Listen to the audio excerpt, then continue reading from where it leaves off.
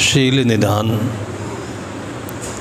सम्माननीय संत श्री अमर साहिब जी, संत श्री किशोर साहिब जी, मद मंगलमय संत समाज, श्रद्धामूर्ति देवियों, धर्म प्रेमी बंधुओं तथा प्रिय बच्चों,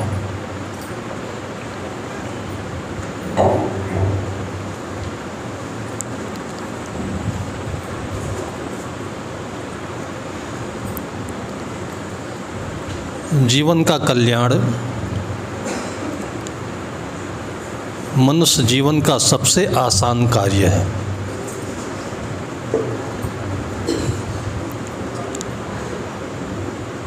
कठिन काम तो सब कर ही रहे हैं।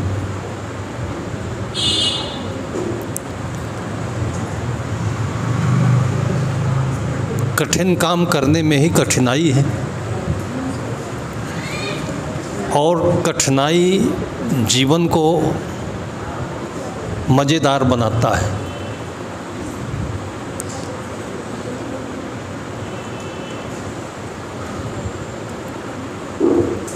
जो आसान जीवन है वो नीरस लगता है।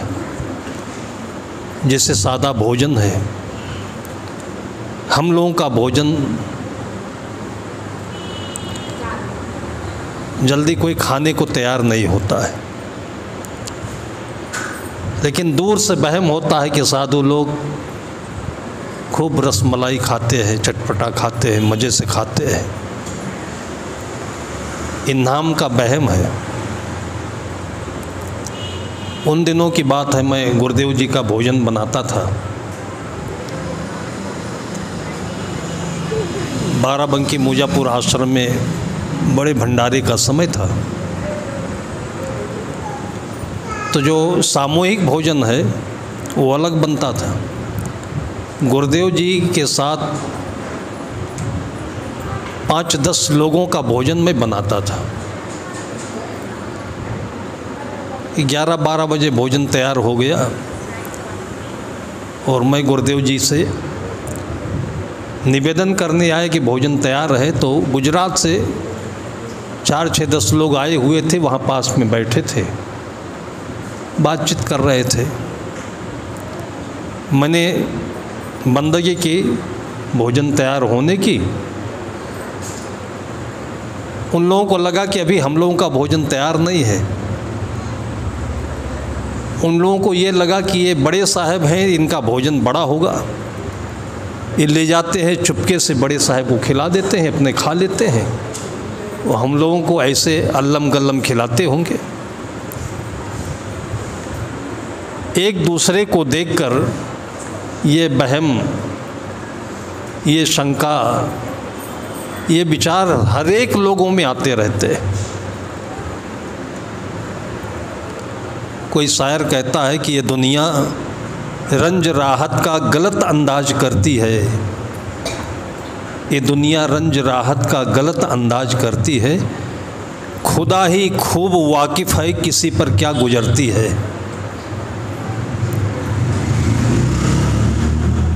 उन लोगों ने देखा कि बड़े साहब का भोजन तो बन गया, तैयार हो गया, खाएंगे। अलग क्यों बना? सबके पास बैठकर क्यों नहीं खाते? सबका भोजन क्यों नहीं खाते? अब ये चीज़ मुझे सुनने में आई तो भोजन के साथ साथ गुरुदेव जी के फिर उन लोगों को भी मैंने इनवाइट कर लिया कि आइए साथ में आज हमारे भोजन करिए। तो पहले तो बड़ी खुशी में आ गए, बड़ा अच्छा भोजन बना होगा और जिसमें तेल नहीं, मसाला नहीं, हल्दी कम, केवल जीरा में छौंकी हुई सब्जी, सादी रोटी, मूंग की दाल, और बैठे बड़े उल्लास से, बड़ी आशा से। और जब परोस दिया गया तो न खाते बने, न निगलते बने, उगलते बने, इधर उधर झांक रहे। मैंने उनके भाव को भांप लिया। फिर बाहर से जो सामूहिक भोजन बन रहा था वहाँ से फिर सब्जियाँ मंगाई, फिर पूड़ी मंगाई, तब जा कर के उनके गले वो भोजन उतरा। ये मुश्किल लगता है। हम जब से आए हैं गुरुदेव जी के यहाँ तो सबसे पहले गुरुदेव जी के भोजन का कार्य शुरू किया, सेवा का काम, और तब से वही खा रहा हूँ मैं। वैसे लाने के लिए लोग समोसा भी लाते हैं। आज किसी के यहाँ से उपम आया, और दक्षिण भारत का व्यंजन हम नाम नहीं जानते हैं। ऐसा नहीं कि आज खा लिया तो कल याद आए। गुजरात की तरफ जाते हैं तो सेठों को, मारवाड़ियों को धार्मिक है, धन भी कमाते हैं, धर्म भी कमाते हैं। खिलाने का इतना शौक़ है, भंडारा देने का इतना शौक़ है कि महीनों तक भंडारा चलता है। सावन भादों के चातुर्मास में 100-100, 200-200 लोगों का, साधु संतों का रोज़ भंडारा चलता है। तो विशेष करके वो हमारी थाली के सामने बैठते थे, और एक थाली के आसपास में 20 कटोरियाँ, ये बासुदी है, ये खीर है, ये मालपुआ है, ये चीज़ है, ये वो चीज़ है। घी के आइटम खाने में मारवाड़ी बहुत शौकीन होते हैं। खाना भी चाहिए, कमाते हैं तो खाना चाहिए, और इससे बल बुद्धि बढ़ती है, शरीर स्वस्थ रहता है, और नशे की ओर, गलत खाने की ओर लोग नहीं जाते। मैंने देखा है कि ये धन कमाने वाले जो अच्छे मारवाड़ी सेठ हैं, वो बाहर का खाना नहीं खाते हैं। वो घी के आइटम खाएंगे, ये रिफाइंड का नहीं, दुकान का नहीं, अपने घर में बनाएंगे, साथ रखेंगे, चाहे जितनी दूर की यात्रा हो। किसी का हाथ का दिया नहीं खाते, इसलिए कि वो गलत ढंग से, गलत भाव से बनाया हो सकता है। तो खिलाने में उनको इतना शौक़ है। लेकिन मैं देखता हूँ कि चाहे जितनी मिठाई हो, चाहे जितना बढ़िया भोजन हो, सबसे पहले सूखी रोटी, और वो भी बिना दाल में, बिना साग में डुबे हुए 1-2 कौर सूखी रोटी खाते हैं। उसी के साथ में 1-2 कौर सूखा चावल लेते हैं, कोई दाल नहीं, कोई सब्जी नहीं।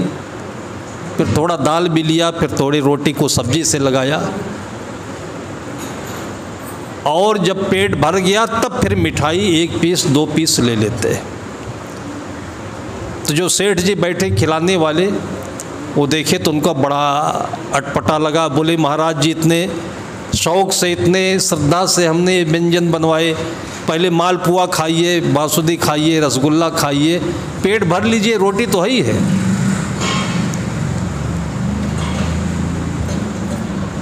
जो मिठाई है, जो स्वादिष्ट चीज़ है, वो पेट भरने के लिए नहीं होती है, वो केवल चखने के लिए होती है। ये ज़िंदगी में सूत्र लेकर जो चलता है, वो कभी गरीब नहीं होता, कभी बीमार नहीं होता है, और हमेशा ऊपर रहता है। अच्छी चीज़ वही है जिसकी 2 परिभाषाएं हैं। एक अच्छी चीज़ तो वह है जो भीतर जा कर के अंदर से अपने को मजबूत करे, स्वस्थ करे, सुखी करे, आनंदित करे, अच्छी नींद आए, मन बढ़िया हो, वो अच्छी चीज़ है। दूसरी परिभाषा यह है कि जो आपको देखने में सुंदर लगे, खाने में स्वादिष्ट लगे, सुनने में प्यारा लगे, वो अच्छी चीज़ है। जो चीज़ ऊपर से देखने में सुंदर है, खाने में स्वादिष्ट है, जो चीज़ ऊपर से आपको बढ़िया लग रही है, बढ़िया लगनी चाहिए। हमने जो अनुभव किया है कि इस दुनिया में कोई भी चीज़ खराब नहीं, सब बढ़िया है, सब चीज़ बढ़िया है, सब चीज़ आपको अच्छी लगनी चाहिए। लेकिन उसके साथ ये शर्त रखिए कि आपको उस चीज़ की इच्छा नहीं होनी चाहिए। आपने आज कोई चीज़ खा ली, बहुत बढ़िया लगा, उसका साइड इफ़ेक्ट क्या है, जिसको हम लोग आसक्ति कहते हैं, वासना कहते हैं, इच्छा कहते हैं, चिपकाव कहते हैं। आज खा लिया, कल उसी की याद में उसके गुलाम बन गए। आप राजा हो, बादशाह हो, गुलाम नहीं हो, इस चीज़ को भूल जाते हैं। सतगुरु कबीर साहब कहते हैं कि अपन पौ आपू ही बिसरे हो। जैसे स्वान कांच मंदिर में भ्रमित भूस मरे हो। 4-5 उदाहरण देते हैं। जैसे तोता होता है, इसको मिर्चा बहुत पसंद है, तो जो पकड़ने वाले होते हैं बहेलिया, वो लाल लाल पका हुआ मिर्चा ला कर रख देते हैं और नीचे रस्से में गोंद लगा देते हैं। तोता मिर्चे का बड़ा आशिक होता है, उसकी लालच में जाता है, एक मिर्चा पकड़ता है, पकड़ के उड़ जाए तो ठीक है, लेकिन बैठता है, वो बैठता है तो उसके पंजे जो है उस गोद में चिपक जाते हैं, पकड़ा जाता है। बैठे नहीं, आप खाओ लेकिन उस पर बैठो नहीं, उसकी याद में चिपको नहीं। आप देखो हर चीज़ सुंदर लगे, लेकिन उसकी इच्छा नहीं होनी चाहिए। बहुत सरल है, बहुत आसान है, लेकिन इस चीज़ को जहाँ थोड़ा सा भी भूले चूक गए तो क्या आम संसारी हो, क्या गृहस्थ हो, क्या विरक्त हो, क्या साधु हो, क्या अफसर हो, क्या नेता हो, हर कोई ऐसे ही फंसता जैसे तोता फंसता है, जैसे बंदर फंसता है। बंदर को जानते हैं कैसे पकड़ा जाता है? बंदर चने का बहुत आशिक होता है, तो जो बंदर पकड़ने वाले होते हैं मदारी, उस बगिया में जाते हैं जहाँ बंदर बहुत है और ज़मीन खोद करके एक सुराही गाड़ देते हैं। आजकल सुराही नहीं होती, आप लोगों ने देखा कि नहीं? पहले ज़माने में जब फ्रिज नहीं हुआ करते थे तो पानी को ठंडा करने के लिए एक मिट्टी का घड़ा होता था, लेकिन गाँव में घड़े का मुंह थोड़ा सा लंबा हो जाता था, उसको पकड़ के लेकर के चला भी जा सकता है। मुंह पतला होता है, घड़े का मुंह बड़ा होता है, तो उस सुराही का जो पेट बड़ा होता है उसको ज़मीन में गाड़ दिया और उसके मुंह से उस सुराही में चना भर दिया भीगे हुए, और थोड़ा चना 10-20 ग्राम आसपास में उसके छींट दिया और दूर जा कर के डंडा और बोरा लेकर बैठ गया। तो बंदर देखता रहता है, चना देख लिया, मज़े आ गया उसको। ये मज़ा वही है जो आप लोग हर जगह देखते हो, मज़ा आ गया। थोड़ा प्रॉफिट हुआ बिजनेस में, मज़ा आ गया। कोई देखने में खूबसूरत मिल गया, मज़ा आ गया। मिठाई खाई, मज़ा आ गया। उस मज़े के साथ जो और है उसको भी देखिए। ये पारख है, ये आपके अंदर की आँखें हैं और ये और कोई नहीं दे सकता। ये आपको वकील नहीं देगा, डॉक्टर नहीं देगा, नेता नहीं देगा। मैंने कल बताया ना कि ये सब तो आपको फ्री का माल खिलाएंगे, मज़ा आएगा, लेकिन उसके बाद क्या होगा वो हम लोग बताएंगे। इसलिए सारी दुनिया में भटक लेने के बाद, मज़ा ले लेने के बाद अंत में यही दर में आना पड़ता है जिसको तीसरी आँख कहते हैं। वो जो बंदर होता है आ करके वो चारों तरफ जो बिखरे हुए चने हैं उसको एक एक करके खाता है, मज़ा आ गया। वही खाकर चला जाए तो मज़ा मज़ा बना रहे। लेकिन इसकी परिभाषा ऐसी है कि आदमी मज़े में बैठ जाता है, चिपक जाता है, आसक्त हो जाता है, तो फिर उसी का दीवाना हो जाता है, वो आगे उसी में बढ़ना चाहता है।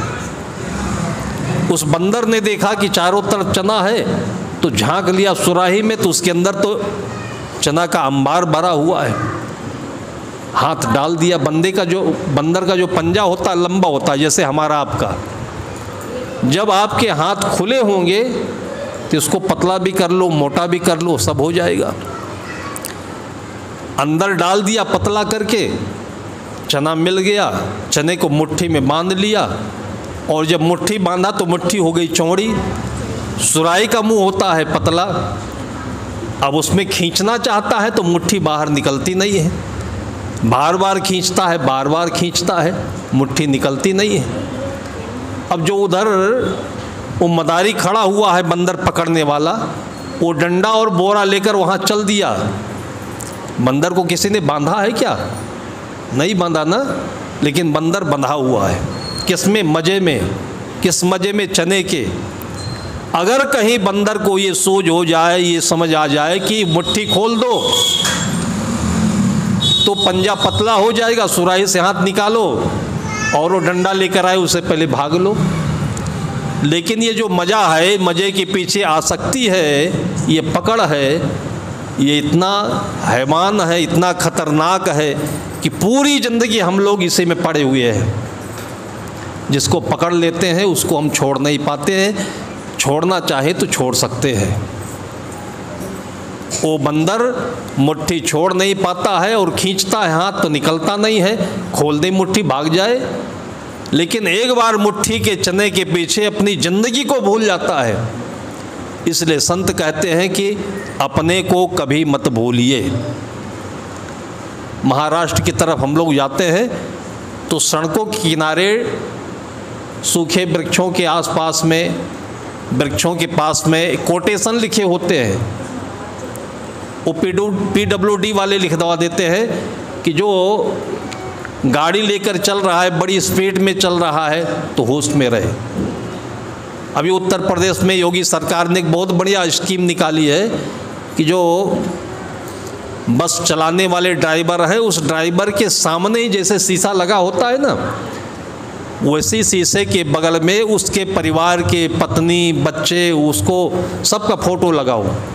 ये अभी 1 महीने के अंदर में वहाँ स्कीम बनाई जा रही। क्यों लगाओ? कि स्पीड में जब आता है तो उसके रोए फड़कने लगते हैं, एकदम से वो आसमान में उड़ना चाहता है और उसमें एक्सीडेंट होता है। अभी राजस्थान में किसी शहर में एक्सीडेंट हुआ है, बारात जा रही थी और बारात में 9 लोग एक ही गाड़ी के एट स्पॉट मारे गए। रोजाना ऐसे आ रहे होते हैं और इनमें मूल कारण लगभग सबकी स्पीड अधिक होती है। कहाँ जाओगे?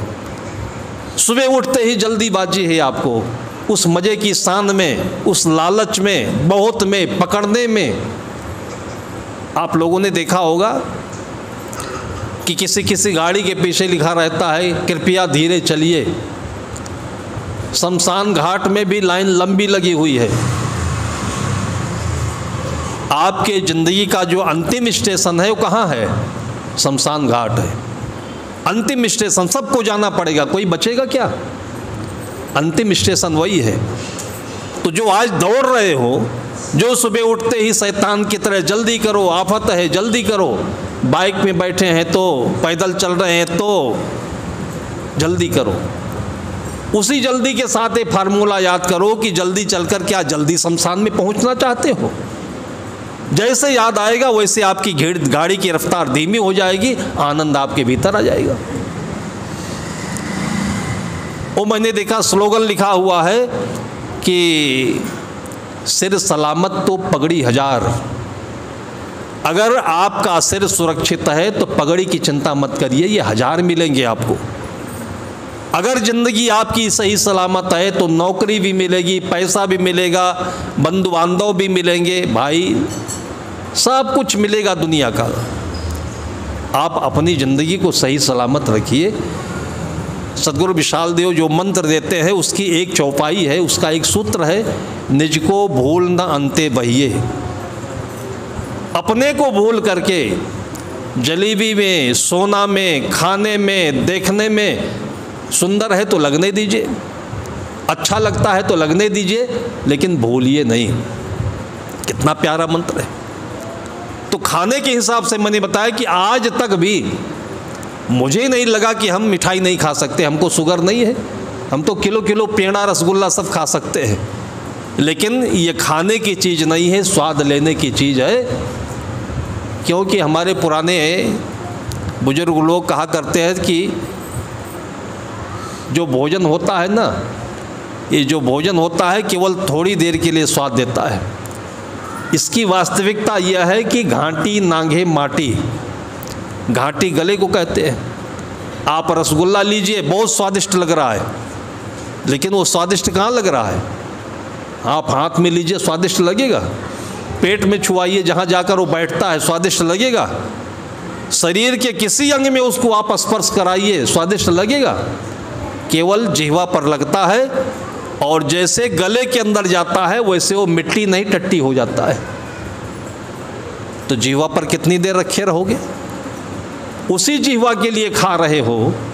पेट में चले जाने के बाद तो पता नहीं कि रसगुल्ला है कि मिट्टी है कि क्या है ये। तो जिह्वा पर लेने के लिए समझदारी यह है कि पहले आप दाल भात रोटी साग खा लीजिए और बाद में आप 1 पीस 2 पीस मिठाई खा लीजिए। तो आपका मन भी मीठा हो जाएगा, मुख भी मीठा हो जाएगा, और कभी भी पेट खराब नहीं होगा, आपका खट्टा नहीं होगा। मुख मीठा करने में पेट खट्टा हो जाता है। लोग कहते ना, साहब खट्टी डगार आ रही, डॉक्टर साहब कोई आप दवा दीजिए, तेजाब बहुत बन रहा है। ये खट्टा क्यों होता है? जो चीज़ भी आपको अच्छी लगती है उसको आप पकड़ लेते हैं, पकड़ के बैठ जाते हैं, आसक्त हो जाते हैं। ये पूरी ज़िंदगी का फार्मूला है। ये अपने लिए भी है, खाने पीने के लिए भी है, दुकानदारी के लिए भी है। जहाँ भी आप हो, ऑल राउंडर। आपको ऐसी बात नहीं कि केवल नौकरी में, केवल बिजनेस में, केवल घर में, सब जगह ये सूत्र आप अपने साथ में रखिए। आपको कहीं भी विफलता नहीं देखनी पड़ेगी, कहीं भी आपको हार का सामना नहीं करना पड़ेगा, कहीं आपकी फजीयत नहीं होगी। इसी में हमारी फजीयत हो जाती है। पैसा बहुत कमाते, इज्जत नहीं रहती है। क्यों नहीं रहती? त्याग पूर्वक नहीं कमाते हैं, दान पुण्य करके नहीं कमाते। जो आपके पास ग्राहक आता है उससे पैसा लीजिए और केवल सामान नहीं, प्यार दीजिए। उस सामान के साथ ऐसे रस दीजिए, आँखों की रोशनी दीजिए, प्यार दीजिए कि पूरी ज़िंदगी आपकी दुकान को कभी नहीं छोड़े और 1000 को और लेकर के आए। लेकिन आँखों में पैसे की पट्टी चढ़ी हुई है, पैसों का पत्थर पड़ा हुआ है, लालच पड़ा हुआ है। उसी पत्थर को तोड़ने के लिए मैंने कल बताया था ना कि राम जन्मभूमि पर जब भगवान राम के उस मूर्ति का उद्घाटन हुआ, और ऐसा नियम है जहाँ भी उद्घाटन होता है सामने एक शीशा रखते हैं, वो टूट जाता है। वो क्या टूट जाता है? जब ये आध्यात्मिक दृष्टिकोण आपको मिलता है, राम के जीवन का आचरण ज्ञान मिलता है, तो आपको जो आकर्षण है, आसक्ति है, अज्ञान का अंधपन है, ये टूट जाता है। और ये टूट जाता है तो क्या आप काम नहीं करते हो? काम करते हो, आसक्ति रहित होकर करते हो। खाते हो, आसक्ति रहित होकर, लालच रहित होकर करते हो। तो आपका व्यवहार बढ़िया होता है। जो भी आपसे लगता है तो उसको ऐसा लगता है कि हजारों हजारों लोगों के बीच में एक ईमानदार मन का है ये, इससे कभी धोखा नहीं होगा। वो वकील हो तो, डॉक्टर हो तो, इंजीनियर हो तो, किसान हो तो, उसको लोग याद रखते हैं और लोगों के बीच में उसकी प्रशंसा करते हैं, उसकी कीर्ति गुणगान गाते हैं, और तब सबकी दृष्टि में, सबकी आत्मा में, सबके हृदय में वो बसता है, वो चांद सितारा बन जाता है। थोड़ी थोड़ी बातों में उसमें होता कुछ नहीं है। हम सोचते हैं कि हम लालच कर लेंगे, हम सोचते हैं कि हम इकट्ठा कर लेंगे, हम सोचते हैं कि हम साधुओं की बातों में लग जाएंगे तो बर्बाद हो जाएंगे। जितने भी साधु संतों को आपने देखा है, अभी उत्तराखंड में आप नाम सुनते होंगे नीम करोरी बाबा, उनका फोटो आपने कहीं देखा हो तो एक साधारण सा कंबल ओढ़ करके लेटे हुए हैं, कहीं बैठे हुए हैं, और ऐसी जगह पर चले गए जहाँ पर कोई भी पहुँचना बहुत आसान नहीं होता है। जब उनको चाहिए होता तो दिल्ली नहीं बसते हो, दूर जा कर के बसे, लेकिन वहाँ पर भी लोग पहुँचे। और एलन मस्क जैसे, ये एप्पल का कौन था सीईओ, जो एप्पल कंपनी का मालिक था, वो कहीं घूमते घूमते बड़ी मुसीबत में था और बड़े उसने पैसे गंवा चुके थे, अपने बिजनेस में बहुत धोखा खाया था।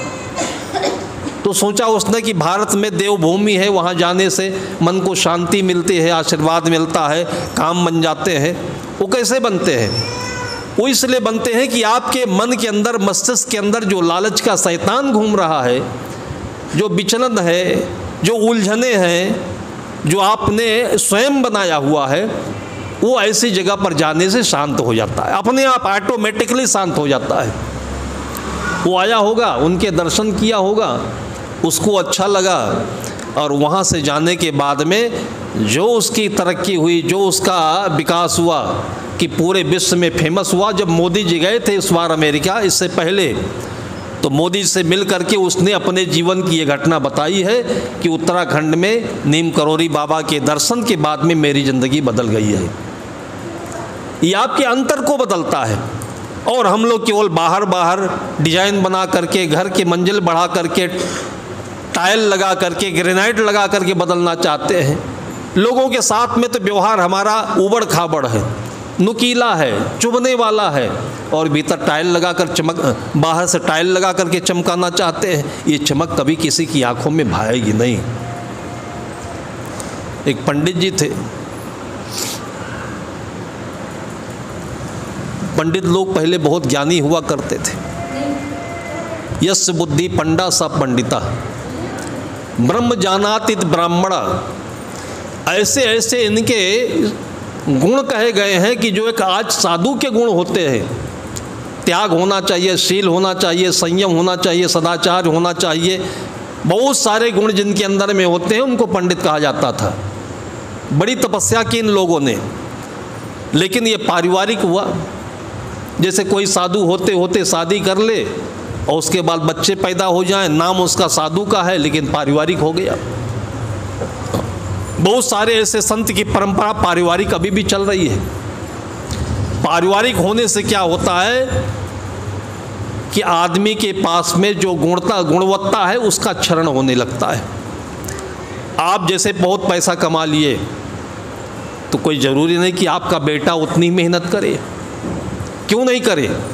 आपका बेटा मेहनत क्यों नहीं करता है कि आपने पैसा तो कमाया लेकिन बेटे को आपने पैसा बहुत दिखाया। अगर पैसा छुपा के रखते, बेटे को दिखाते नहीं, शान शौकत में नहीं डुबाते, उसकी आदत नहीं बिगाड़ते, मेहनत कराते उसको, तो कभी भी आपका बेटा पैसा बिगाड़ता नहीं। लेकिन पैसा होने का जो सबसे बड़ा साइड इफ़ेक्ट है कि आदमी उसका जो दम्भ है, उसका दिखावा है अपने बच्चों में, बाहर के रंग रोगन में और दुनिया के दिखावे में भी, पाखंड में बहुत करता है। ये पैसे का साइड इफ़ेक्ट होता है। आपने सुना है कहावत कि पैसा और जवानी ये दोनों जो छुपा करके रखता है वही बचता है, नहीं दोनों लुट जाते हैं ये। लेकिन जिसको पैसा पचे तब ना छुपाए।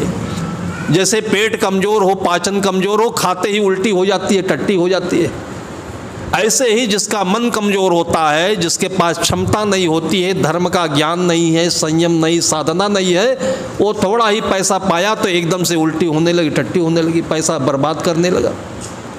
और वही पीढ़ी आगे चल करके उस पैसे का क्षरण करती है, दुरुपयोग करती है।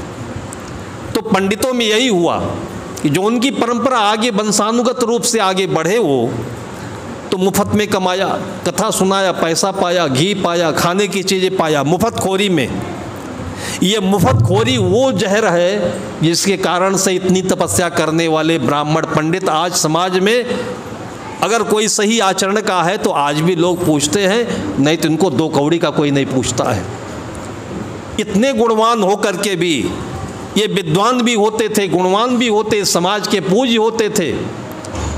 आप सोच लीजिए कि भगवान राम, जिनको लोग भगवान कहते हैं, और उनके घर में इस ज्ञान की इतनी प्रतिष्ठा थी। पहले इस ज्ञान को जातीय रूप से नहीं रखा जाता था। आप रामायण के रचयिता को देखिए, जो आदि रामायण होता है उसके आदि रचयिता वाल्मीकि माने जाते हैं। वाल्मीकि कौन होते थे? वाल्मीकि उसको कहते हैं जो सफाई करने वाला होता है, जिसको आग भंगी कहते हैं। अब आप सोच लीजिए कि वाल्मीकि कोई ज़माने में ऐसा खूंखार व्यक्ति था कि जो रास्ते में लोगों को लूटने का काम करता था, लूटने का काम करता था। और उसके बाद उसको संत मिल गए, संतों की संगत से उसको ज्ञान मिला। ज्ञान होने के बाद जो अभ्यास हुआ, उस अभ्यास के जीवन की तपस्या के परिणाम में ये वाल्मीकि रामायण की रचना हुई है। पूरे विश्व में सबसे बड़ा महाकाव्य माना जाता है और आदि कवि माने जाते हैं वाल्मीकि। वो जाति के ब्राह्मण थोड़ी थे, वो विद्वान थे। तो कोई समय ऐसा था कि जीवन के आचरण से, ज्ञान से लोग विद्वान माने जाते थे, वो पूजनीय होते थे। ऐसी बात नहीं वही ब्राह्मण कहलाते थे, ऐसी बात नहीं कि उनका बेटा, उनका बेटा, उनका बेटा। लेकिन परंपरा ऐसे चल जाती है जैसे आज चल गई कि एक कोई घर का आदमी है, वो जीत गया, सांसद हो गया, उसके बाद फिर वो मंत्री बन गया, फिर उसके बेटे सांसद होंगे, फिर उसके नाती पोते सांसद होंगे। पारिवारिक परंपरा चल नहीं गई। वो मेहनत करके सांसद होता है, मंत्री बनता है, और बेटे उसकी शान में हो जाते हैं, और उसके बाद उनकी आने वाली जो पीढ़ी होती है वो पैसा बर्बाद करके और लखनऊ के नवाब जैसे सड़क के किनारे घूमने वाले हो जाते हैं। इसलिए पैसा कमाने के बाद में अपने बच्चों को भी वो तपस्या, वो भक्ति, वो सेवा, वो परोपकार, वो दान, वो पुण्य समझाना चाहिए, देना चाहिए। क्योंकि पैसे का पैसा ये है, धन का धन ये है कि जो मन के भीतर में बसता है, सारे सद्गुण है। पंडित जी थे, उनके पड़ोस में एक ग्वाला रहता था, उसके 2-4-10 भैंसें थी, दूध का वो उत्पादन करता था, दूध बिक्री करता था। गांव में सब आपस में हिल मिल करके रहते हैं। अभी तो संस्कृति बदल गई कि हम कमाएं, हम खाएं, घर में रखें, और ना खा पाएं तो सड़क पर फेंक दें। अभी मैं देख रहा हूं कि दिल्ली में जब बाहर टहलने के निकलता हूं तो अच्छी अच्छी पूड़ियाँ हैं, पराठा है, चने की दाल है, और क्या खाने योग्य चीज़ जो है इसे सड़क पर लाकर डाल रहे लोग। कोई ऐसा जमाना होता था, कहते थे कि अन्नम ब्रह्म, अन्न देवता है। माँ परोसती थी तो बेटे से कहती थी, एक शीत एक दाना भी अगर थाली के बाहर गिर गया तो माँ कहती थी, बेटा श्राप लगेगा, अन्न देवता होते हैं। ये हमारे बचपन में हमने सुना है, हमने देखा है। गेहूं के खेतों में कटाई होने के बाद जो गेहूं के दाने झड़ जाते थे ना, उनको लोग बीनते थे और तब लोग सुखी थे। उसको बीनने के बाद, श्रम करने के बाद जब वो खाते थे, इतने आनंदित होते थे, स्वास्थ्य बढ़िया होता था, मन बढ़िया होता था। और आज देखिए घरों में खाने पीने का अंबार भरा हुआ है, लेकिन ना स्वास्थ्य ठीक है, ना सेहत ठीक है, ना मन ठीक है। मन को खाने से पहले ठीक रखना, इसको फेंकना नहीं। पहले ज़माने में क्या होता था, घर में दूध ज़्यादा हो बांट दिया जाता था, घर में कोई फल ज़्यादा हो बांट दिया जाता था, उनके घर से उनके घर में, उनके घर से, जिसको आदान प्रदान कहते हैं। वो गांव में कोई घर ऐसा बाकी नहीं होता था कि जिसके घर में ऐसा महसूस हो कि हमारे घर में गाय नहीं है लेकिन मट्ठा नहीं है, दूध नहीं है। तो जो ग्वाला था उसके घर में दूध अच्छा पैदा होता था। एक दिन ग्वाला एक बाल्टी में दूध निकाल करके, लगभग 8-10 लीटर दूध रहा होगा, और चौखट पर रख दिया और अपनी पत्नी को आवाज़ दे दिया कि इस दूध को ले जाकर गर्म करो और रखो भीतर। उस ज़माने में